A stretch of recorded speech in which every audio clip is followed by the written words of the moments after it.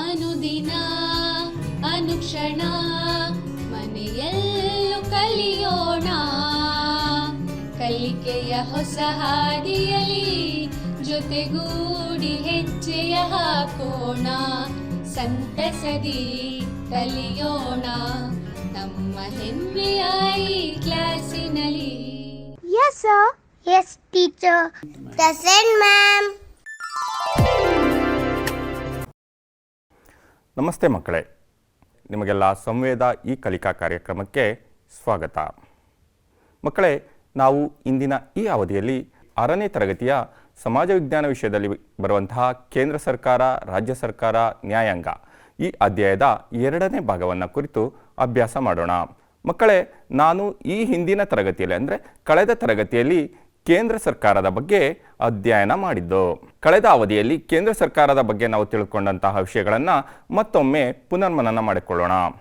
ಮಕ್ಕಳೇ, ನಾವು ಹಿಂದಿನ ಅವಧಿಯಲ್ಲಿ ಕೇಂದ್ರ ಸರ್ಕಾರದ ರಚನೆ ಹೇಗಾಗುತ್ತೆ, ಕೇಂದ್ರ ಸರ್ಕಾರದ ಕಾರ್ಯಗಳೇನು ಎಂಬುದರ ಬಗ್ಗೆ ತಿಳ್ಕೊಂಡಿದ್ದೋ, ಹಾಗೆ ಶಾಸಕಾಂಗ ಮತ್ತು ಕಾರ್ಯಾಂಗಗಳ ರಚನೆಯ ಬಗ್ಗೆ ಕೂಡ ತಿಳ್ಕೊಂಡಿದ್ದೋ, ಹಾಗೂ ಶಾಸಕಾಂಗ ಕಾರ್ಯಾಂಗಗಳ ಅಧಿಕಾರಗಳು ಏನು ಎಂಬುದನ್ನು ಕೂಡ ಹಿಂದಿನ ಅವಧಿಯಲ್ಲಿ ತಿಳಿದುಕೊಂಡಿದ್ದೋ.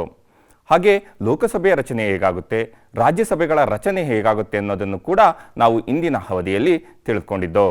ಹಾಗೆ ರಾಷ್ಟ್ರಪತಿ ಮತ್ತು ಪ್ರಧಾನಮಂತ್ರಿಯವರ ಅಧಿಕಾರಗಳು ಏನು ಎಂಬುದನ್ನು ಕೂಡ ಇಂದಿನ ಅವಧಿಯಲ್ಲಿ ಅಭ್ಯಾಸ ಮಾಡಿದ್ದೋ. ಮಕ್ಕಳೇ, ನಾವು ಈ ಹಿಂದೆ ಕಲಿತಂಥ ವಿಷಯಗಳ ಕುರಿತು ನಾನು ನಿಮಗೆ ಕೆಲವೊಂದು ಪ್ರಶ್ನೆಗಳನ್ನು ಕೇಳ್ತೇನೆ. ನೀವು ನೋಟ್ ಪುಸ್ತಕ ಹಾಗೂ ಪೆನ್ನನ್ನು ತೆಗೆದುಕೊಂಡು ಆ ಪ್ರಶ್ನೆಗಳಿಗೆ ಉತ್ತರವನ್ನು ಬರೆದಿಟ್ಟುಕೊಳ್ಳಿ. ಮೊದಲನೇ ಪ್ರಶ್ನೆ ಮಕ್ಕಳೇ, ಕೇಂದ್ರ ಶಾಸಕಾಂಗವನ್ನು ನಾವು ಏನೆಂದು ಕರೆಯುತ್ತೇವೆ? ನೆನಪು ಮಾಡಿಕೊಳ್ಳಿ ಮಕ್ಕಳೇ, ಕೇಂದ್ರ ಶಾಸಕಾಂಗವನ್ನು ನಾವು ಏನೆಂದು ಕರೆಯುತ್ತೇವೆ? ಸರಿಯಾದ ಉತ್ತರ ಸಂಸತ್ತು ಅಥವಾ ಪಾರ್ಲಿಮೆಂಟ್. ಹೌದು, ನಾವು ಕೇಂದ್ರ ಶಾಸಕಾಂಗವನ್ನು ಸಂಸತ್ತು ಅಥವಾ ಪಾರ್ಲಿಮೆಂಟ್ ಎಂದು ಕರೆಯುತ್ತೇವೆ. ನಿಮಗೆಲ್ಲ ತಿಳಿದಿದೆ, ಸಂಸತ್ತಿನಲ್ಲಿ 2 ಅಂಗಗಳಿರ್ತವೆ ಅಥವಾ 2 ಸದನಗಳಿರ್ತವೆ. ಮೊದಲನೇದಾಗಿ ಲೋಕಸಭೆ ಮತ್ತು ರಾಜ್ಯಸಭೆ. ಈ ಎರಡನ್ನು ಸೇರಿ ಮತ್ತು ರಾಷ್ಟ್ರಪತಿ ಇವುಗಳನ್ನು ಸೇರಿ ನಾವೇನಂತ ಕರಿತೀವಿ? ಕೇಂದ್ರ ಶಾಸಕಾಂಗ ಅಂತ ಕರಿತೇವೆ.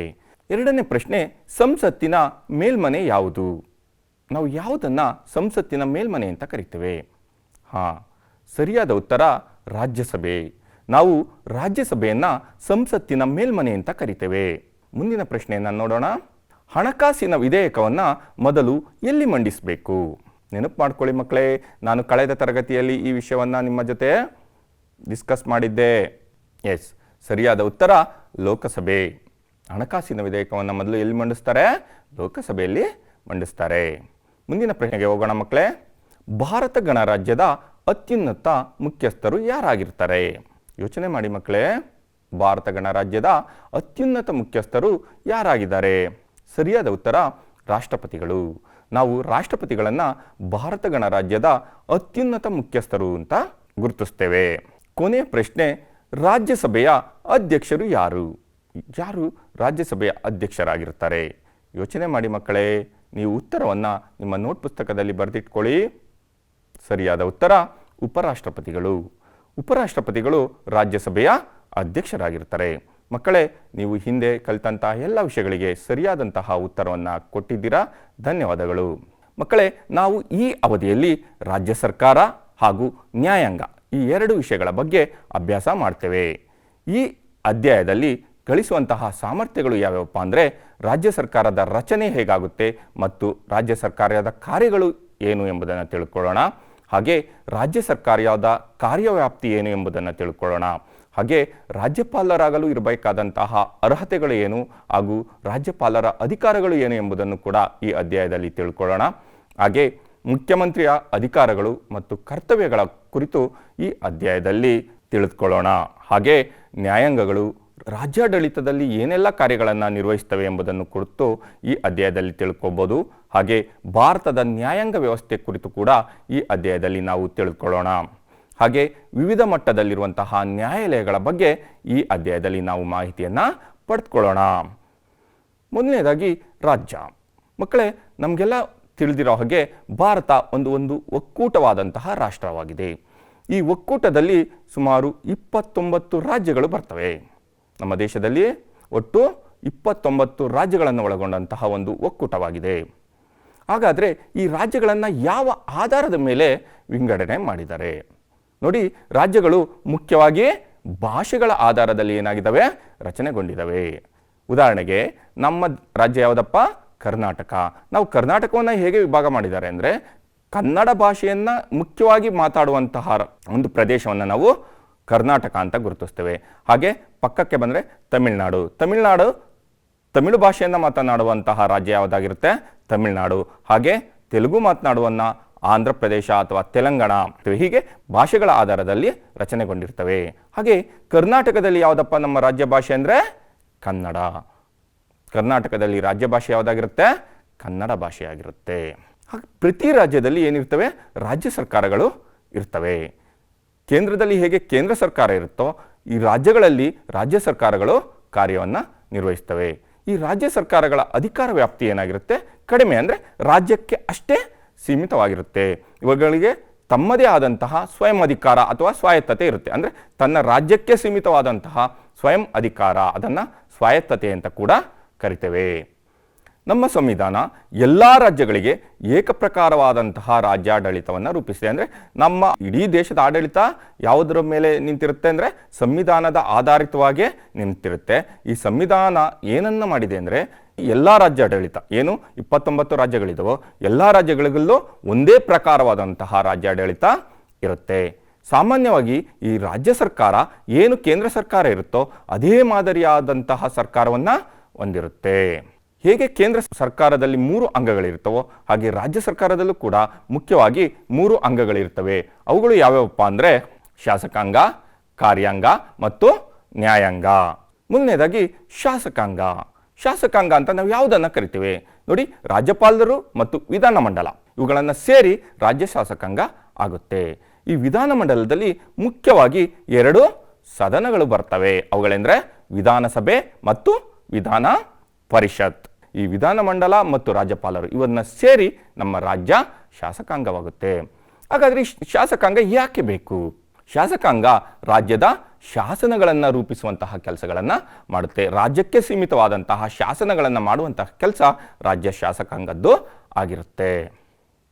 ಹಾಗೆ ವಿಧಾನಸಭೆ ನೋಡಿ, ಈ ಶಾಸಕಾಂಗದಲ್ಲಿ ಬರುವಂತಹ ವಿಧಾನಮಂಡಲದಲ್ಲಿ 2 ಸಭೆಗಳು ಬರ್ತವೆ. ಒಂದು ವಿಧಾನಸಭೆ ಮತ್ತು ವಿಧಾನ ಪರಿಷತ್. ಮೊದಲನೇದಾಗಿ ವಿಧಾನಸಭೆ ಬಗ್ಗೆ ನಾವು ತಿಳಿದುಕೊಳ್ಳೋಣ. ಮಕ್ಕಳೇ, ವಿಧಾನಸಭೆಗೆ ಬಂದರೆ ವಿಧಾನಸಭೆಯನ್ನು ನಾವು ಕೆಳಮನೆ ಅಂತ ಕೂಡ ಕರಿತೇವೆ. ಹಾಗಾದರೆ ಈ ವಿಧಾನಸಭೆಯ ರಚನೆ ಹೇಗಾಗುತ್ತೆ ಅಂದರೆ ನೋಡಿ, ವಿಧಾನಸಭೆಯಲ್ಲಿ ಸದಸ್ಯರು ಸಾರ್ವತ್ರಿಕ ಚುನಾವಣೆಯಲ್ಲಿ ಗೆದ್ದು ಬಂದಂತಹ ಅಭ್ಯರ್ಥಿಗಳಾಗಿರ್ತಾರೆ. ಸಾರ್ವತ್ರಿಕ ಚುನಾವಣೆ ಅಂದರೆ ಜನಪ್ರತಿನಿಧಿಗಳು, ಅಂದರೆ ಜನರಿಂದ ಚುನಾಯಿಸಲ್ಪಟ್ಟಂತಹ ಪ್ರತಿನಿಧಿಗಳನ್ನು ಒಳಗೊಂಡಿರುವಂತಹ ಸದನ ಈ ವಿಧಾನಸಭೆ ಆಗಿರುತ್ತೆ. ನೋಡಿ, ವಿಧಾನಸಭೆಯಲ್ಲಿ ಒಟ್ಟು 224 ಸದಸ್ಯ ಸ್ಥಾನಗಳು ಇರ್ತಾರೆ. ಕರ್ನಾಟಕದ ವಿಧಾನಸಭೆಯಲ್ಲಿ ಬರುವಂತಹ ಸದಸ್ಯರು ಅಂದರೆ 224. ಈ 224 ಜನರು ಕೂಡ ಸಾರ್ವತ್ರಿಕ ಚುನಾವಣೆಯಲ್ಲಿ ಸ್ಪರ್ಧಿಸಿ ಜನರಿಂದ ಆಯ್ಕೆಯಾಗಿ ಬಂದಂತಹ ಅಭ್ಯರ್ಥಿಗಳಾಗಿರ್ತಾರೆ. ಹಾಗಾದರೆ ಈ ವಿಧಾನಸಭಾ ಸದಸ್ಯರಾಗಲು ಏನೆಲ್ಲ ಅರ್ಹತೆಗಳು ಇರಬೇಕು? ಮೊದಲನೇದಾಗಿ ವಿಧಾನಸಭಾ ಸದಸ್ಯರು ಭಾರತದ ಪ್ರಜೆಯಾಗಿರಬೇಕು. ಇವರಿಗೆ ಕನಿಷ್ಠ 25 ವರ್ಷಗಳು ತುಂಬಿರಬೇಕಂದ್ರೆ, ನಾನು ಚುನಾವಣೆಗೆ ನಿಲ್ಲಬೇಕು, ಉಮೇದುವಾರಿಕೆಯನ್ನು ಸಲ್ಲಿಸಬೇಕು ಅಂದರೆ ವಿಧಾನಸಭಾ ಸದಸ್ಯರಾಗಕ್ಕೆ ಕನಿಷ್ಠ 25 ವರ್ಷಗಳು ಆಗಿರಬೇಕು. ಹಾಗೆ ಸರ್ಕಾರದಲ್ಲಿ ಯಾವುದೇ ಲಾಭದಾಯಕವಾದಂತಹ ಹುದ್ದೆಯನ್ನು ವಿಧಾನಸಭಾ ಸದಸ್ಯರಾಗುವಂಥವರು ಹೊಂದಿರಬಾರ್ದು. ಹಾಗೆ ಅವರು ದಿವಾಳಿ ಆಗಿರಬಾರ್ದು. ದಿವಾಳಿ ಅಂದರೆ ಏನು ಮಕ್ಕಳೇ? ಆರ್ಥಿಕವಾಗಿ ಎಲ್ಲವನ್ನೂ ಕಳೆದುಕೊಂಡವರನ್ನು ನಾವು ದಿವಾಳಿ ಅಂತ ಕರಿತೇವೆ. ಅಂದರೆ ನಾವು ವಿಧಾನಸಭಾ ಸದಸ್ಯರಾಗಲು ಉಮೇದುವಾರಿಕೆಯನ್ನು ಸಲ್ಲಿಸಬೇಕು ಅಂದರೆ ಆ ವ್ಯಕ್ತಿ ಏನಾಗಿರಬಾರ್ದು? ದಿವಾಳಿಯಾಗಿ ಇರಬಾರ್ದು. ಹಾಗೆ ವಿಧಾನಸಭಾ ಸದಸ್ಯರು ಅಂದರೆ ಅವರನ್ನು MLAಗಳು ಅಥವಾ ಶಾಸಕರು ಅಂತ ಕೂಡ ಕರಿತೇವೆ. ಆ ವಿಧಾನಸಭಾ ಸದಸ್ಯರು ತಮ್ಮಲ್ಲಿ ಒಬ್ಬರನ್ನು ಏನು ಮಾಡ್ತಾರೆ? ಸಭಾಧ್ಯಕ್ಷರನ್ನಾಗಿ ಆಯ್ಕೆ ಮಾಡ್ತಾರೆ. ಅವರನ್ನು ನಾವು ಸ್ಪೀಕರ್ ಅಂತ ಕೂಡ ಕರಿತೇವೆ. ಮಕ್ಕಳೇ, ಈಗ ಇರುವಂತಹ ಪ್ರಸ್ತುತ ವಿಧಾನಸಭೆಯ ಸ್ಪೀಕರ್ ಯಾರು ಅಂತ ಗೊತ್ತಾ ನಿಮಗೆ? ವಿಶ್ವೇಶ್ವರ ಹೆಗಡೆ ಕಾಗೇರಿ. ಇವರನ್ನ ಈಗಿನ ಪ್ರಸ್ತುತ ಇರುವಂತಹ ವಿಧಾನಸಭೆಯ ಸ್ಪೀಕರ್ ಆಗಿ ಚುನಾಯಿಸಿದ್ದಾರೆ. ಹಾಗೆ ಈ ವಿಧಾನಸಭೆಯ ಅಧಿಕಾರಾವಧಿ 5 ವರ್ಷ ಇರುತ್ತೆ. 5 ವರ್ಷಗಳ ನಂತರ ಏನಾಗುತ್ತೆ? ಸಾರ್ವತ್ರಿಕ ಚುನಾವಣೆ ಬರುತ್ತೆ ಜನರ ಎದುರುಗಡೆ. ಮತ್ತೆ ಆ ವಿಧಾನಸಭೆ ವಿಸರ್ಜನೆಗೊಳ್ಳುತ್ತೆ. 5 ವರ್ಷಕ್ಕೆ ಒಮ್ಮೆ ಈ ಸಭೆಯ ಅವಧಿ ಇರುತ್ತೆ. ಈ ಸಭೆಯ ಅವಧಿ ಆದ ನಂತರ ಈ ವಿಧಾನಸಭೆ ವಿಸರ್ಜನೆಗೊಂಡು ಮತ್ತೊಮ್ಮೆ ಚುನಾವಣೆ ನಡೆದು ಹೊಸ ವಿಧಾನಸಭೆ ಅಸ್ತಿತ್ವಕ್ಕೆ ಬರುತ್ತೆ. ಹಾಗಾಗಿ ಈ ವಿಧಾನಸಭೆ ಕಾಯಂ ಸಭೆಯಾಗಿ ಇರುವುದಿಲ್ಲ. ಹಾಗಾದರೆ ಈ ವಿಧಾನಸಭೆಗೆ ಏನೆಲ್ಲ ಅಧಿಕಾರಗಳಿದ್ದಾವೆ ಹಾಗೂ ವಿಧಾನಸಭೆ ಕಾರ್ಯಗಳೇನಪ್ಪ ಅಂದರೆ ನೋಡಿ, ವಾಸ್ತವವಾಗಿ ವಿಧಾನಸಭೆ ರಾಜ್ಯದ ಶಾಸಕಾಂಗವಾಗಿದೆ.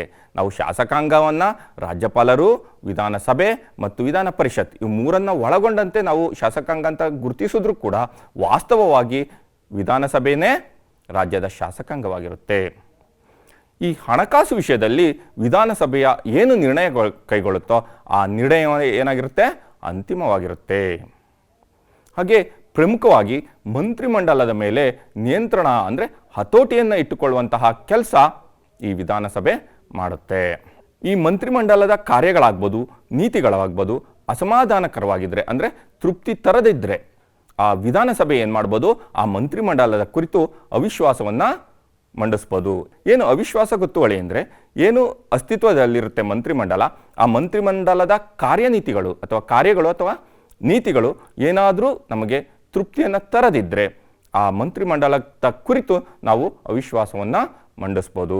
ಅವಿಶ್ವಾಸವನ್ನು ಮಂಡಿಸಿದಂತಹ ಸಂದರ್ಭದಲ್ಲಿ ಏನು ಸಭೆಯಲ್ಲಿ ಹಾಜರಿರ್ತಾರೆ, ವಿಧಾನಸಭೆಯಲ್ಲಿ ಅಂದು ಹಾಜರಿರುವಂತಹ ಸದಸ್ಯರಲ್ಲಿ ಅವರನ್ನು ಮತಕ್ಕೆ ಹಾಕಿ ಯಾರು ಬಹುಮತವನ್ನು ಗಳಿಸಿದರೆ ಆ ಮಂತ್ರಿಮಂಡಲವನ್ನು ಏನು ಮಾಡ್ಬೋದು, ವಜಾ ಮಾಡ್ಬೋದು. ಹಾಗೆ ವಿಧಾನಸಭಾ ಸದಸ್ಯರು ರಾಷ್ಟ್ರಾಧ್ಯಕ್ಷರ ಚುನಾವಣೆಯಲ್ಲಿ ಕೂಡ ಭಾಗವಹಿಸ್ತಾರೆ. ಅಂದರೆ ವಿಧಾನಸಭೆಯ ಸದಸ್ಯರು ರಾಷ್ಟ್ರಪತಿಗಳ ಚುನಾವಣೆಯಲ್ಲಿ ಮತದಾನವನ್ನು ಮಾಡುವಂತಹ ಅಧಿಕಾರವನ್ನು ಕೂಡ ಹೊಂದಿರ್ತಾರೆ. ನೋಡಿ ಮಕ್ಕಳೇ, ನಾವು ಶಾಸಕಾಂಗದಲ್ಲಿ ಬರುವಂತಹ ವಿಧಾನಸಭೆಯ ಬಗ್ಗೆ ಇಲ್ಲಿನ ತನಕ ತಿಳ್ಕೊಂಡು, ಹಾಗೆ ವಿಧಾನ ಪರಿಷತ್ ನೋಡಿ, ಈ ವಿಧಾನ ಪರಿಷತ್ನ ರಚನೆ ಹೇಗಾಗಿರುತ್ತೆ ನೋಡಿ. ವಿಧಾನ ಪರಿಷತ್ತಿನ ಸದಸ್ಯರು ಅಂದರೆ ಅವರನ್ನು MLCಗಳು ಅಂತ ಕೂಡ ಕರೀತಾರೆ. ಆ ಸದಸ್ಯರ ಸಂಖ್ಯೆ ಒಟ್ಟು ವಿಧಾನಸಭೆಯ ಸದಸ್ಯರ ಸಂಖ್ಯೆಯ 1/3 ಹೆಚ್ಚಾಗಿ ಇರಬಾರ್ದು. ಈಗ ಉದಾಹರಣೆಗೆ ನಮ್ಮ ಕರ್ನಾಟಕದ ವಿಧಾನ ಪರಿಷತ್ತಿನಲ್ಲಿರುವಂತಹ ಸದಸ್ಯರ ಬಲ 75. ಈ 75 ಸದಸ್ಯರನ್ನು ಹೇಗೆ ಆಯ್ಕೆ ಮಾಡ್ಕೊಳ್ತಾರೆ ನೋಡಿ. ಕೆಲವು ಸದಸ್ಯರನ್ನು ರಾಜ್ಯಪಾಲರು ನಾಮಕರಣ ಮಾಡ್ತಾರೆ. ಹೇಗೆ ಮಾಡ್ತಾರೆ ಅಂದರೆ ಅನೇಕ ಕ್ಷೇತ್ರಗಳಲ್ಲಿ ಸಾಧನೆ ಮಾಡಿರುವಂತಹ, ತಮ್ಮದೇ ಆದಂಥ ಕ್ಷೇತ್ರಗಳಲ್ಲಿ ಸಾಧನೆ ಮಾಡಿರುವಂತಹ ವ್ಯಕ್ತಿಗಳಿಗೆ, ಉದಾಹರಣೆಗೆ ಸಾಹಿತ್ಯ ಕ್ಷೇತ್ರ ಇರ್ಬೋದು, ಸಿನಿಮಾ ರಂಗ ಇರ್ಬೋದು, ಶಿಕ್ಷಣ ಕ್ಷೇತ್ರ ಇರ್ಬೋದು, ಸಾಮಾಜಿಕ ಕ್ಷೇತ್ರ ಇರ್ಬೋದು, ಹೀಗೆ ವಿವಿಧ ಕ್ಷೇತ್ರಗಳಲ್ಲಿ ಸಾಧನೆ ಮಾಡಿರುವಂತಹ ಸಾಧಕರನ್ನು ಗುರುತಿಸಿ ರಾಜ್ಯಪಾಲರು ಏನು ಮಾಡ್ತಾರೆ, ವಿಧಾನ ಪರಿಷತ್ತಿಗೆ ನಾಮಕರಣ ಮಾಡ್ತಾರೆ.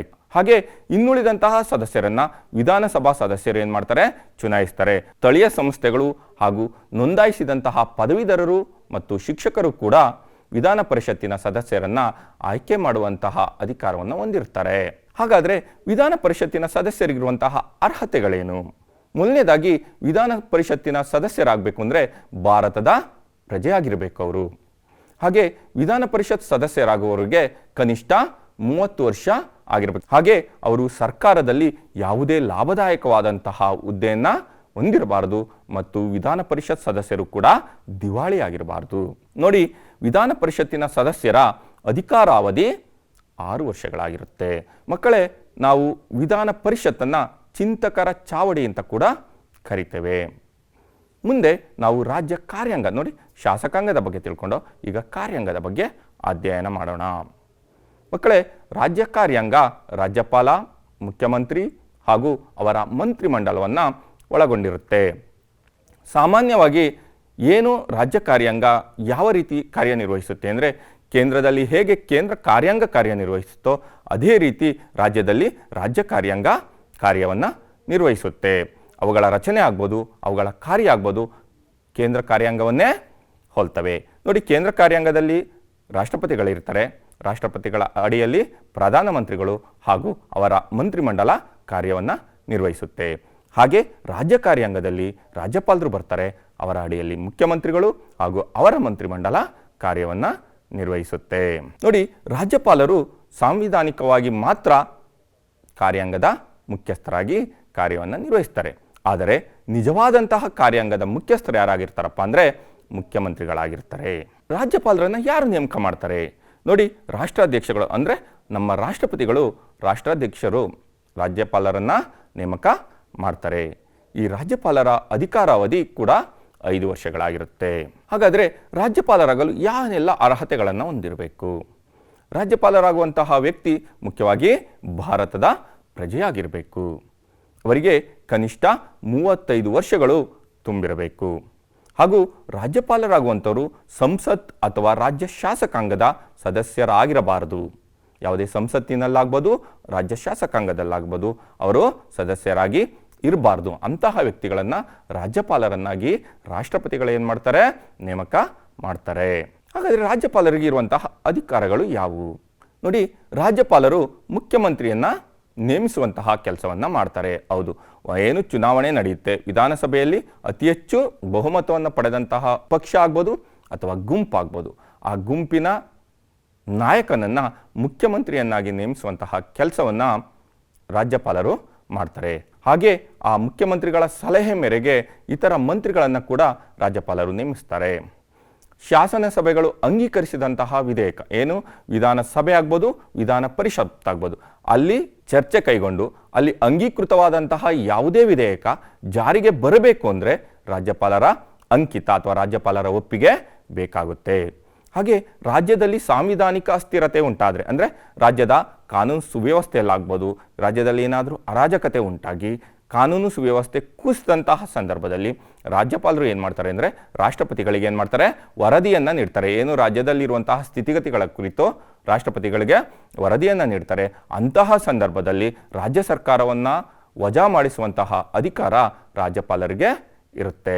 ಈ ರಾಜ್ಯದಲ್ಲಿ ರಾಜ್ಯ ಸರ್ಕಾರ ವಿಸರ್ಜನೆ ಅಂದರೆ ಆಡಳಿತ ಕಾನೂನು ಸುವ್ಯವಸ್ಥೆ ಕುಸಿದು ರಾಜ್ಯದಲ್ಲಿ ಆಡಳಿತದ ಅಸ್ಥಿರತೆ ಉಂಟಾದಂತಹ ಸಂದರ್ಭದಲ್ಲಿ ರಾಜ್ಯ ಸರ್ಕಾರವನ್ನು ವಿಸರ್ಜಿಸಿದಂತಹ ಸಂದರ್ಭ ಬಂದಾಗ ಆ ರಾಜ್ಯದಲ್ಲಿ ರಾಷ್ಟ್ರಪತಿಗಳ ಆಡಳಿತ ಜಾರಿಗೆ ಬರುತ್ತೆ. ಅಂತಹ ಸಂದರ್ಭದಲ್ಲಿ ರಾಜ್ಯಪಾಲರು ಏನಾಗ್ತಾರೆ? ರಾಜ್ಯದ ಆಡಳಿತವನ್ನು ವಾಸ್ತವವಾಗಿ ನಡೆಸುವಂತಹ ಕಾರ್ಯವನ್ನು ಮಾಡ್ತಾರೆ. ಮಕ್ಕಳೇ, ಈಗ ಪ್ರಸ್ತುತ ಕರ್ನಾಟಕದ ರಾಜ್ಯಪಾಲರು ಯಾರಂದರೆ ಶ್ರೀಯುತ ವಜುಭಾಯಿ ವಾಲಾ ಅವರು. ಮುಂದೆ ನಾವು ಮುಖ್ಯಮಂತ್ರಿಗಳ ಬಗ್ಗೆ ತಿಳ್ಕೊಳ್ಳೋಣ. ನೋಡಿ, ರಾಜ್ಯದಲ್ಲಿ ಕಾರ್ಯಾಂಗದ ಮುಖ್ಯಸ್ಥರು ಹಾಗೂ ರಾಜ್ಯದಲ್ಲಿ ಮುಖ್ಯಮಂತ್ರಿಯವರು ಸರ್ಕಾರದ ಮುಖ್ಯಸ್ಥರಾಗಿ ಕಾರ್ಯವನ್ನು ನಿರ್ವಹಿಸ್ತಾರೆ. ನೋಡಿ, ವಿಧಾನಸಭೆಯ ಚುನಾವಣೆ ಏನು ಪ್ರತಿ 5 ವರ್ಷಗಳಿಗೆ ಒಮ್ಮೆ ಬರುವಂತಹ ವಿಧಾನಸಭಾ ಚುನಾವಣೆಯಲ್ಲಿ ಯಾವ ಪಕ್ಷ ಅಥವಾ ಒಂದು ಗುಂಪು ಬಹುಮತವನ್ನು ಪಡೆಯುತ್ತೋ ಆ ಗುಂಪಿನ ನಾಯಕನನ್ನು ಮುಖ್ಯಮಂತ್ರಿಯನ್ನಾಗಿ ಗುರುತಿಸ್ತಾರೆ. ಆ ಮುಖ್ಯಮಂತ್ರಿಯನ್ನಾಗಿ ನೇಮಿಸುವಂತಹ ಕಾರ್ಯವನ್ನು ರಾಜ್ಯಪಾಲರು ಮಾಡ್ತಾರೆ. ಹಾಗಾದರೆ ಮುಖ್ಯಮಂತ್ರಿಯವರಿಗೆ ಇರುವಂತಹ ಅಧಿಕಾರಗಳು ಏನು? ಮುಖ್ಯಮಂತ್ರಿಯವರ ಸಲಹೆ ಮೇರೆಗೆ, ಅಂದರೆ ರಾಜ್ಯಪಾಲರು ಮಂತ್ರಿಗಳನ್ನು ನೇಮಿಸ್ಬೋದು, ಆದರೆ ಅದರಲ್ಲಿ ಮುಖ್ಯವಾದಂತಹ ಪಾತ್ರ ಯಾರ್ದಾಗಿರುತ್ತೆ ಅಂದರೆ ಮುಖ್ಯಮಂತ್ರಿಗಳದೇ ಆಗಿರುತ್ತೆ. ಮುಖ್ಯಮಂತ್ರಿಗಳು ಯಾರನ್ನು ಸೂಚಿಸ್ತಾರೋ ಅವರನ್ನು ರಾಜ್ಯಪಾಲರು ಏನು ಮಾಡ್ತಾರೆ? ಮಂತ್ರಿಗಳಾಗಿ ನೇಮಿಸ್ತಾರೆ. ಹಾಗೆ ಮಂತ್ರಿಗಳಿಗೆ ಖಾತೆಗಳನ್ನು ನೀಡುವಂತಹ ಮತ್ತು ಬದಲಾಯಿಸುವಂತಹ ಅಧಿಕಾರವನ್ನು ಕೂಡ ಮುಖ್ಯಮಂತ್ರಿಗಳಿಗಿರುತ್ತೆ. ನೋಡಿ, ಈಗ ಅನೇಕ ಖಾತೆಗಳು, ಗೃಹ ಖಾತೆ ಆಗ್ಬೋದು, ಶಿಕ್ಷಣ ಖಾತೆ ಆಗ್ಬೋದು, ಕಂದಾಯ ಇಲಾಖೆ ಆಗ್ಬೋದು, ಜಲಸಂಪನ್ಮೂಲ ಇಲಾಖೆ ಆಗ್ಬೋದು, ಕೃಷಿ ಖಾತೆ ಆಗ್ಬೋದು, ಈಗ ಅನೇಕ ಖಾತೆಗಳು ಬರ್ತವೆ. ಯಾವ ಮಂತ್ರಿಗೆ ಯಾವ ಖಾತೆಗಳನ್ನು ನೀಡಬೇಕು ಹಾಗೂ ಖಾತೆಗಳನ್ನು ಬದಲಾಯಿಸಬೇಕು, ಈ ಅಧಿಕಾರ ಯಾರಿಗಿರುತ್ತೆ? ಮುಖ್ಯಮಂತ್ರಿಗಳಿಗೆ ಇರುತ್ತೆ. ಯಾವ ಮಂತ್ರಿ ಸರಿಯಾಗಿ ಕಾರ್ಯನಿರ್ವಹಿಸಲಿಲ್ಲ ಅಂತ ಅಂದರೆ ಆ ವ್ಯಕ್ತಿಯನ್ನು ಪದಚ್ಯುತಗೊಳಿಸುವಂತಹ ಅಧಿಕಾರ ಕೂಡ ಮುಖ್ಯಮಂತ್ರಿಯವರಿಗೆ ಇರುತ್ತೆ. ಪದಚ್ಯುತಿಗೊಳಿಸೋದು ಅಂದರೆ ಆ ಮಂತ್ರಿ ಸ್ಥಾನದಿಂದ ಅವರನ್ನು ಕೆಳಗಿಳಿಸುವಂತಹ ಅಧಿಕಾರ ಕೂಡ ಯಾರಿಗಿರುತ್ತೆ? ಮುಖ್ಯಮಂತ್ರಿಯವರಿಗೆ ಇರುತ್ತೆ. ಅಲ್ಲದೆ ಇನ್ನೊಂದು ಬಹುಮುಖ್ಯವಾದಂತಹ ಕಾರ್ಯ ಅಂದರೆ ಮುಖ್ಯಮಂತ್ರಿಗಳದ್ದು ಕೇಂದ್ರ ಮತ್ತು ರಾಜ್ಯ ಸರ್ಕಾರಗಳ ನಡುವೆ ಉತ್ತಮವಾದಂತಹ ಸಂಬಂಧವನ್ನು ಇಟ್ಟುಕೊಳ್ಳುವಂತಹ ನಿಟ್ಟಿನಲ್ಲಿ ಮುಖ್ಯಮಂತ್ರಿಗಳು ಪ್ರಮುಖವಾದಂತಹ ಪಾತ್ರವನ್ನು ವಹಿಸ್ತಾರೆ. ಮಕ್ಕಳೇ, ನಾವು ಇಲ್ಲಿಯ ತನಕ ರಾಜ್ಯ ಸರ್ಕಾರದ ರಚನೆ ಆಗ್ಬೋದು, ಅವುಗಳ ಕಾರ್ಯಗಳ ಬಗ್ಗೆ ತಿಳ್ಕೊಂಡು ಈ ಕುರಿತು ನಾವು ಒಂದು ಸಣ್ಣ ಚಟುವಟಿಕೆಯನ್ನು ಮಾಡೋಣ. ಮಕ್ಕಳೇ, ನಾನು ಕೆಲವು ಸರಳ ಪ್ರಶ್ನೆಗಳನ್ನು ನಿಮಗೆ ಕೇಳ್ತಾ ಹೋಗ್ತೇನೆ. ನೀವು ಈ ರಾಜ್ಯ ಸರ್ಕಾರಕ್ಕೆ ಸಂಬಂಧಿಸಿದಂತೆ ಈ ವಿಷಯಗಳ ಕುರಿತು ಕೆಲವು ಪ್ರಶ್ನೆಗಳನ್ನು ಕೇಳ್ತೇನೆ. ಈ ಪ್ರಶ್ನೆಗಳಿಗೆ ನೀವೆಲ್ಲರೂ ಸರಿಯಾಗಿ ಉತ್ತರವನ್ನು ಕೊಡ್ತೀರಾ ಅಂತ ಭಾವಿಸ್ತೇನೆ.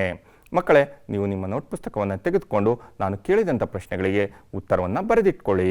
ಮೊದಲನೇ ಪ್ರಶ್ನೆ, ಪ್ರಜಾಪ್ರತಿನಿಧಿಗಳು ಇರುವಂತಹ ಶಾಸನ ಸಭೆ ಯಾವುದು? ನೋಡಿ, ಪ್ರಜಾಪ್ರತಿನಿಧಿಗಳು ಅಂದರೆ ಪ್ರಜೆಗಳಿಂದ ಚುನಾಯಿಸಲ್ಪಟ್ಟಂತಹ ಪ್ರತಿನಿಧಿಗಳು, ಪ್ರಜೆಗಳಿಂದ ನೇರವಾಗಿ ಚುನಾಯಿಸಲ್ಪಟ್ಟಂತಹ ಪ್ರತಿನಿಧಿಗಳು ಯಾವ ಶಾಸನ ಸಭೆಯಲ್ಲಿ ಕಂಡುಬರ್ತಾರೆ?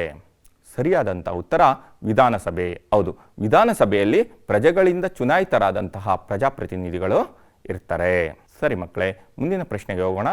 ಶಿಕ್ಷಕರ ಪ್ರತಿನಿಧಿಗಳು ಯಾವ ಸದನದ ಸದಸ್ಯರಾಗಿರುತ್ತಾರೆ? ವಿಧಾನಸಭೆ ಮತ್ತು ವಿಧಾನ ಪರಿಷತ್ 2 ಸದನಗಳಿದ್ದಾವೆ. ಯಾವ ಸದನದಲ್ಲಿ ಶಿಕ್ಷಕರ ಪ್ರತಿನಿಧಿಗಳು ಇರ್ತಾರೆ? ಸರಿಯಾದ ಉತ್ತರ ವಿಧಾನ ಪರಿಷತ್. ವಿಧಾನ ಪರಿಷತ್ತಿನಲ್ಲಿ ಶಿಕ್ಷಕರ ಪ್ರತಿನಿಧಿಗಳು ಸದಸ್ಯರಾಗಿರ್ತಾರೆ. 3ನೇ ಪ್ರಶ್ನೆ, ನಿಮ್ಮ ವಿಧಾನಸಭಾ ಕ್ಷೇತ್ರದ ಶಾಸಕರು ಯಾರು? ಶಾಸಕರು ಅಂದರೆ MLA ಅಥವಾ ವಿಧಾನಸಭಾ ಸದಸ್ಯರು ಯಾರಾಗಿರ್ತಾರೆ? ನೋಡಿ, ನಮ್ಮ ರಾಜ್ಯದಲ್ಲಿ ಒಟ್ಟು 224 ವಿಧಾನಸಭಾ ಕ್ಷೇತ್ರಗಳಿರ್ತವೆ. ನಿಮ್ಮ ಕ್ಷೇತ್ರ ಯಾವುದು ಬರುತ್ತೆ ನೋಡಿ. ಈಗ ಉದಾಹರಣೆಗೆ ನನ್ನ ಕ್ಷೇತ್ರ ಅಂದ್ಕೊಳ್ಳಿ. ನಮ್ಮ ಕ್ಷೇತ್ರ ತುಮಕೂರು ಜಿಲ್ಲೆ ಗುಬ್ಬಿ ತಾಲೂಕಿನಲ್ಲಿ ಬರುತ್ತೆ. ಈ ವಿಧಾನಸಭಾ ಕ್ಷೇತ್ರದ ಶಾಸಕರು ಶ್ರೀಯುತ SR ಶ್ರೀನಿವಾಸ್. ಇವರನ್ನು ವಿಧಾನಸಭಾ ಸದಸ್ಯರಾಗಿ ಗುರುತಿಸ್ತೀವಿ ನಮ್ಮ ಕ್ಷೇತ್ರಕ್ಕೆ, ಗುಬ್ಬಿ ಕ್ಷೇತ್ರಕ್ಕೆ ಸಂಬಂಧಿಸಿದಂತೆ. ಹಾಗೆ ನಿಮ್ಮ ಕ್ಷೇತ್ರಗಳು ಒಟ್ಟು 224 ಕ್ಷೇತ್ರಗಳಿದ್ದಾವೆ. ನಿಮ್ಮ ಕ್ಷೇತ್ರದಲ್ಲಿ ಬರುವಂತಹ ವಿಧಾನಸಭಾ ಸದಸ್ಯರು ಯಾರು ಎಂಬುದನ್ನು ಬರೆದಿಟ್ಕೊಳ್ಳಿ ಮಕ್ಕಳೇ.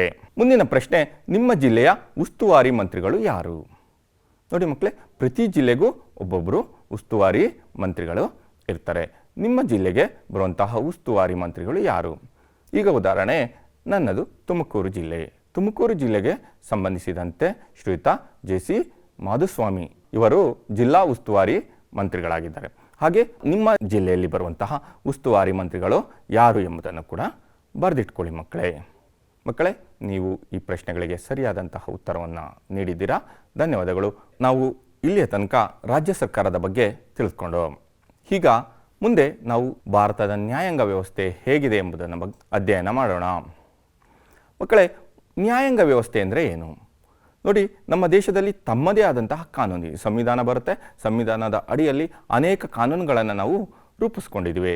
ಈ ಕಾನೂನುಗಳಿಗೆ ತಕ್ಕಂತೆ ನ್ಯಾಯ ನಿರ್ಣಯವನ್ನು ನೀಡುವಂತಹ ಪ್ರತ್ಯೇಕವಾದಂಥ ಒಂದು ವ್ಯವಸ್ಥೆಯನ್ನು ನಾವು ಏನಂತ ಕರಿತೇವೆ? ನ್ಯಾಯಾಂಗ ವ್ಯವಸ್ಥೆ ಅಂತ ಕರಿತೇವೆ. ನೋಡಿ, ಕಾನೂನು ಮತ್ತು ನ್ಯಾಯಾಂಗ ಇವೆರಡೂ ಕೂಡ ರಾಜ್ಯದ ಆಡಳಿತ ವ್ಯವಸ್ಥೆಯಲ್ಲಿ ಬಹುಮುಖ್ಯವಾದಂತಹ ಪಾತ್ರವನ್ನು ವಹಿಸ್ತವೆ. ನೋಡಿ, ಕಾನೂನು ಇರುತ್ತೆ, ಆ ಕಾನೂನಿನ ಅಡಿಯಲ್ಲಿ ಆ ಕಾನೂನನ್ನು ರಕ್ಷಿಸಿ ನ್ಯಾಯವನ್ನು ನೀಡುವಂತಹ ಕೆಲಸವನ್ನು ನ್ಯಾಯಾಂಗ ಮಾಡುತ್ತೆ. ಇವೆರಡೂ ಕೂಡ ರಾಜ್ಯದ ಆಡಳಿತ ವ್ಯವಸ್ಥೆಯಲ್ಲಿ ಬಹುಮುಖ್ಯವಾದಂತಹ ಪಾತ್ರವನ್ನು ವಹಿಸ್ತವೆ. ಹಾಗಾದರೆ ನ್ಯಾಯಾಲಯಗಳ ಕಾರ್ಯಗಳು ಏನೇನು? ಮೊದಲನೇದಾಗಿ ಶಾಸಕಾಂಗ ರೂಪಿಸಿದಂತಹ ಕಾಯ್ದೆಗಳಿಗೆ ಅರ್ಥ ವಿವರಣೆಯನ್ನು ನೀಡುವಂತಹ ಕೆಲಸವನ್ನು ನ್ಯಾಯಾಂಗ ಮಾಡುತ್ತೆ. ವ್ಯಕ್ತಿಗಳ ನಡುವೆ, ಅಂದರೆ ಇಬ್ಬರು ವ್ಯಕ್ತಿ ಆಗ್ಬೋದು, ವ್ಯಕ್ತಿಗಳ ಗುಂಪುಗಳಾಗ್ಬೋದು, ಅಥವಾ ವ್ಯಕ್ತಿ ಮತ್ತು ಸರ್ಕಾರಗಳ ನಡುವೆ ಏನಾದರೂ ವಿವಾದಗಳು ಏರ್ಪಟ್ಟರೆ ಅಂತಹ ಸಂದರ್ಭದಲ್ಲಿ ಇಬ್ಬರ ವಾದ ವಿವಾದಗಳನ್ನು ಆಲಿಸಿ ಸರಿಯಾದಂತಹ ತೀರ್ಪನ್ನು ನೀಡುವಂತಹ ಕೆಲಸವನ್ನು ನ್ಯಾಯಾಲಯ ಮಾಡುತ್ತೆ.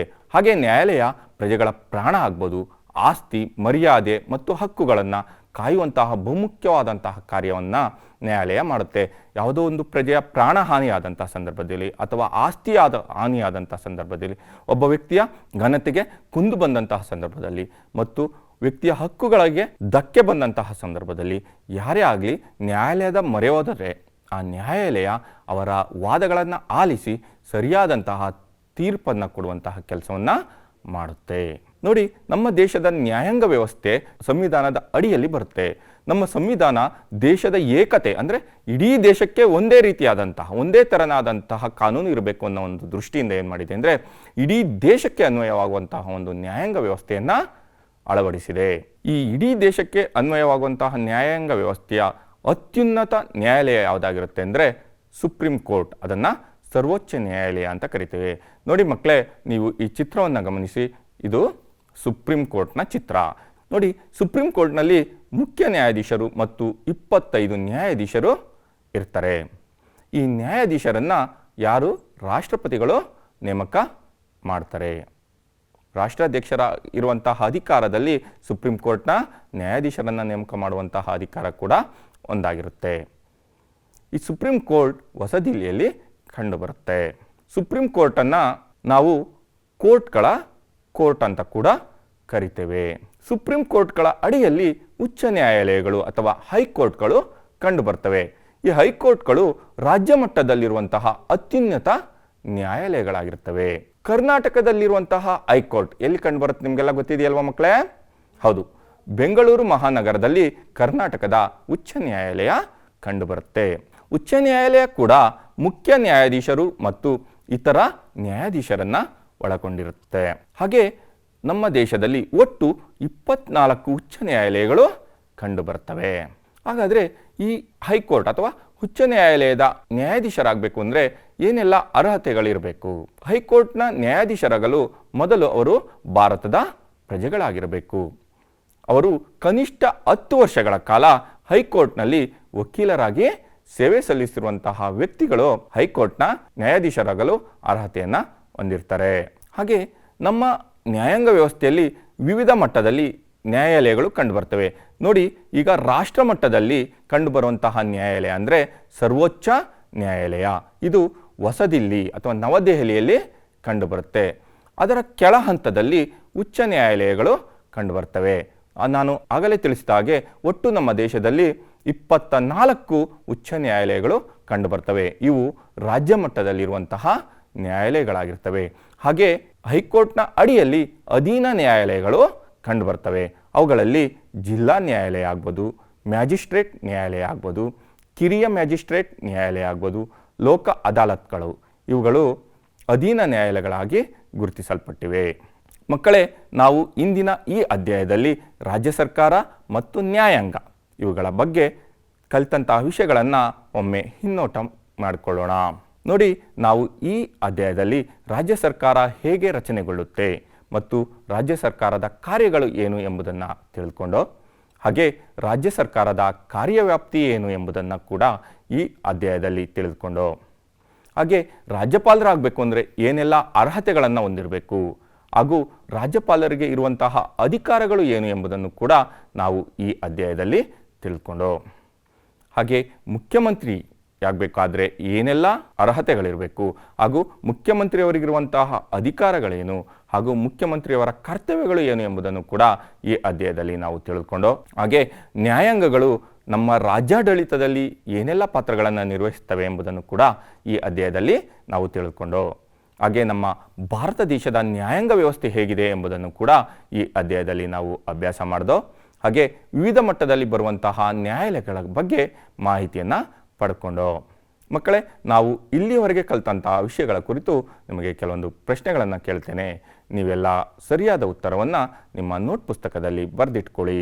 ಮೊದಲನೇ ಪ್ರಶ್ನೆ, ರಾಷ್ಟ್ರ ಮಟ್ಟದಲ್ಲಿರುವಂತಹ ಅತ್ಯುನ್ನತ ನ್ಯಾಯಾಲಯ ಯಾವುದು? ಸರಿಯಾದ ಉತ್ತರ ಸರ್ವೋಚ್ಚ ನ್ಯಾಯಾಲಯ ಅಥವಾ ಸುಪ್ರೀಂ ಕೋರ್ಟ್. ಇದು ಮುಂದಿನ ಪ್ರಶ್ನೆಗೆ ಹೋಗೋಣ ಮಕ್ಕಳೇ. ಕಾರ್ಯಾಂಗದ ನಿಜವಾದ ಮುಖ್ಯಸ್ಥರು ಯಾರು? ಮುಖ್ಯಮಂತ್ರಿಗಳು. ಮುಖ್ಯಮಂತ್ರಿಗಳು ಕಾರ್ಯಾಂಗದ ನಿಜವಾದ ಮುಖ್ಯಸ್ಥರಾಗಿ ಕಾರ್ಯವನ್ನು ನಿರ್ವಹಿಸ್ತಾರೆ. ಮುಂದಿನ ಪ್ರಶ್ನೆ, ವಿಧಾನಸಭೆಯ ಅಧಿಕಾರಾವಧಿ ಎಷ್ಟು ವರ್ಷಗಳಾಗಿರುತ್ತೆ? 5 ವರ್ಷಗಳು. ಹೌದು, ಪ್ರತಿ 5 ವರ್ಷಗಳಿಗೊಮ್ಮೆ ವಿಧಾನಸಭಾ ಚುನಾವಣೆ ಬರುತ್ತೆ. ವಿಧಾನಸಭಾ ಚುನಾವಣೆಯಲ್ಲಿ ಹೊಸ ವಿಧಾನಸಭೆ ಅಸ್ತಿತ್ವಕ್ಕೆ ಬರುತ್ತೆ. ಧನ್ಯವಾದಗಳು ಮಕ್ಕಳೇ, ನೀವು ಎಲ್ಲರೂ ಸರಿಯಾಗಿ ಉತ್ತರವನ್ನು ಕೊಟ್ಟಿದ್ದೀರಾ. ಮಕ್ಕಳೇ, ನಾನು ಈ ಅಭ್ಯಾಸಕ್ಕೆ ಸಂಬಂಧಿಸಿದಂತೆ ಕೆಲವೊಂದು ಚಟುವಟಿಕೆಗಳನ್ನು ಕೊಡ್ತೇನೆ. ಈ ಚಟುವಟಿಕೆಗಳನ್ನು ನೀವು ಬರೆದಿಟ್ಟುಕೊಂಡು ಈ ಚಟುವಟಿಕೆಗಳನ್ನು ನೀವು ಎಲ್ಲರೂ ಕೂಡ ಮಾಡಬೇಕಾಗುತ್ತೆ. ಮೊದಲನೇ ಚಟುವಟಿಕೆ, ವಿಧಾನಸಭೆ ಮತ್ತು ವಿಧಾನ ಪರಿಷತ್ ಕಲಾಪಗಳನ್ನು ನಿಮ್ಮ ಹಿರಿಯರೊಂದಿಗೆ ಹೋಗಿ ನೋಡಿ. ಸಾಧ್ಯವಾದರೆ, ಆಗದಿದ್ದರೆ ನೋಡಿ, ನಿಮ್ಮ ದೂರದರ್ಶನದಲ್ಲಿ ಕೂಡ ಅವುಗಳು ಪ್ರಸಾರವಾಗುತ್ತವೆ. ಅವುಗಳನ್ನು ನೋಡುವಂತಹ ಕೆಲಸವನ್ನು ಮಾಡಿ. ಎರಡನೇದಾಗಿ, ತರಗತಿಯಲ್ಲಿ ಶಾಲಾ ಮಂತ್ರಿಮಂಡಲವನ್ನು ಶಿಕ್ಷಕರ ಮಾರ್ಗದರ್ಶನದಲ್ಲಿ ರಚಿಸಿ. ನೀವೆಲ್ಲ ರಚಿಸಿದ್ದೀರಾ ಅಂತ ಭಾವಿಸ್ತೇನೆ ಮಕ್ಕಳೇ. ಹಾಗೆ ಶಾಲೆಯಲ್ಲಿ ನ್ಯಾಯಾಲಯದ ಅಣಕು ದೃಶ್ಯವನ್ನು ಪ್ರದರ್ಶಿಸಿ. ಹಾಗೆ ನಿಮ್ಮ ಸಮೀಪದ ನ್ಯಾಯಾಲಯಕ್ಕೆ ಭೇಟಿ ನೀಡಿ ಅಲ್ಲಿ ನಡೆಯುವಂತಹ ಕಾರ್ಯಕಲಾಪಗಳ ಕುರಿತು ನಿಮ್ಮ ನೋಟ್ ಪುಸ್ತಕದಲ್ಲಿ ಬರೆದಿಟ್ಕೊಳ್ಳಿ ಹಾಗೂ ಮಾಹಿತಿಯನ್ನು ಸಂಗ್ರಹಿಸಿಟ್ಕೊಳ್ಳಿ. ಮಕ್ಕಳೇ, ಈ ಕೆಲವು ಗೃಹ ಕಾರ್ಯಗಳನ್ನು ಕೊಡ್ತೇನೆ. ಇವುಗಳಿಗೆ ಸರಿಯಾದ ಉತ್ತರವನ್ನು ಬರೆದು ನಿಮ್ಮ ತರಗತಿ ಶಿಕ್ಷಕರಿಗೆ ತೋರಿಸಬೇಕು. ಮೊದಲನೇ ಪ್ರಶ್ನೆ, ಮುಖ್ಯಮಂತ್ರಿಯವರ ಅಧಿಕಾರ ಮತ್ತು ಕರ್ತವ್ಯಗಳು ಯಾವುವು? ಹಾಗೆ ನ್ಯಾಯಾಂಗದ ಮುಖ್ಯ ಕಾರ್ಯಗಳು ಏನು? ಉಚ್ಚ ನ್ಯಾಯಾಲಯದ ನ್ಯಾಯಾಧೀಶರಾಗಬೇಕು ಅಂದರೆ ಇರಬೇಕಾದಂತಹ ಅರ್ಹತೆಗಳು ಏನು? ನಾಲ್ಕನೇ ಪ್ರಶ್ನೆ, ರಾಷ್ಟ್ರ ಮಟ್ಟದಲ್ಲಿಯ ಅತ್ಯುನ್ನತ ನ್ಯಾಯಾಲಯ ಯಾವುದು? ನನ್ನ ಹೆಸರು ವಾಸುದೇವಮೂರ್ತಿ KV, ಪದವೀಧರ ಪ್ರಾಥಮಿಕ ಶಾಲಾ ಶಿಕ್ಷಕರು, ಸರ್ಕಾರಿ ಮಾದರಿ ಪ್ರಾಥಮಿಕ ಶಾಲೆ ತಿಗಳರಪಾಳ್ಯ, ಬೆಂಗಳೂರು ಉತ್ತರ ಜಿಲ್ಲೆ. ಧನ್ಯವಾದಗಳು.